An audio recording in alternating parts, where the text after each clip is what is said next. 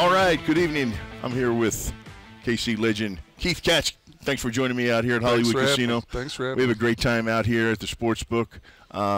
Just fun time coming out here and watching all the entertainment, and people get excited about this beautiful complex and all the TVs and gambling. I know you're not a big gambler, but you do love sports. I do love sports. There's a lot of energy around here. You know, people everywhere kind of enjoying games, and this is a nice little spot. You know, we talk. Big spot. Yeah, it is. We talk about these games we watch now, and of course we're devoted Chiefs fans, obviously lifers, so to say. We take the wins and losses to heart. But Keith, I mean, I look at this game now, and I don't think I could play the game now when I see the way these guys are and how they are. Well, just the physicalness of it. Yeah. I know that you guys back in the trenches and, not being able to hit a quarterback, and that's a big change. And I look at offensively and kind of what the game has evolved to. It's kind of a softer game. We're throwing it a lot more. You don't have a lot of ground and pound type stuff. Just a different game, and some games are hard to watch because the quarterback play is horrible on a lot of these teams. So some, I mean, not ours. Right. We got a guy. But you're right. It goes back to in high school, they have all these passing camps, right? 7-on-7 competitions. They travel around the country doing these. They put them on all over the place. It's a big part of the off season for the football players, and it's really transitioned into the college game, which has transitioned into the pro game. Absolutely. And that's what you're seeing in a nutshell. Are these 7-on-7 competitions? Yeah, that's the evolution of the game. I mean, you have these quarterback camps with Peyton Manning, and they have receivers out there, and it's all about the passing game. It's all about the passing game, and that's what this game has evolved to. And there's times that it's fun, and there's times that you need 3 yards. That's all you need. What do you do? And it's hard. It is. And if you don't practice getting 3 yards, that's right. You can't get it. Yeah, it is a different game. I look at the size of the guys too, and just the athleticism. I mean, if I played against a 300-pound guy, I knew he was going to be fat and soft. Right. That's not the case anymore. Yep. It's 340 and they're solid muscle. And most of them are athletic, can run a 4 or 5.40. Right. I mean, I don't even know where they come from. It's alien. Yeah, it really is. And I was like, I don't see a position where I would even fit in today's game. It's funny to watch.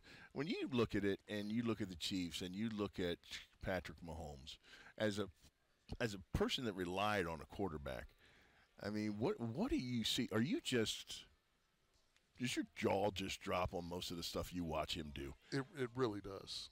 Just his ability to, you can tell he has a baseball background. Just the way he contorts his body and his arm angles. He could throw it from left-handed, right hand. He's just so creative with what he does. And I wouldn't know what to do with that guy. I know that I would have had a lot more catches, a lot more touchdowns, probably made a lot more money had I had Patrick Mahomes as my quarterback. It's amazing, isn't it? Just the things he does. And we sit here and Kansas City, the Chiefs Kingdom, is absolutely blessed to have a guy like that. And we're watching, people call him generational. I don't know if there's another generation that's going to produce anything like that. Not like that. Not like that. And it took us a long time to get him. Right. How many years did we need a quarterback? The Kansas. I mean, 94. Yeah. I mean, we went out and got a Joe Montana. But I mean, when did we have a homegrown? Never. Yeah. Never in the Chiefs' history. It's going all the way back to Lenny Dawson. Lenny Dawson, they picked him up in a trade from the Cleveland Browns. So Pittsburgh Steelers. And so through the Chiefs' history, there was one first-round draft choice they had, Todd Blackledge, and it didn't pan out. Right. There's only one first-round draft choice we've had that we've groomed and become the franchise quarterback, and that's Patrick Mahomes III. So it took us 60 some years. Yeah, so there you go. Let's not call that generational. Right, absolutely. It's a lot longer than that. That's right. So what do you think about this team going forward? Where do they stand as far as going into the Super Bowl? Do they got the second one coming? I think so. I think they're going to be in the running for it. I think there's a lot of teams that are good, that are strong. I think home field advantage is huge if we can get that at home and not have to travel to some of these other places.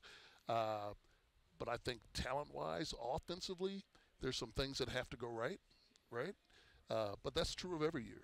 Some things have to go right. The ball has to bounce your way a few times. Defense is coming along. Offense is kind of where it needs to be. I like our chances.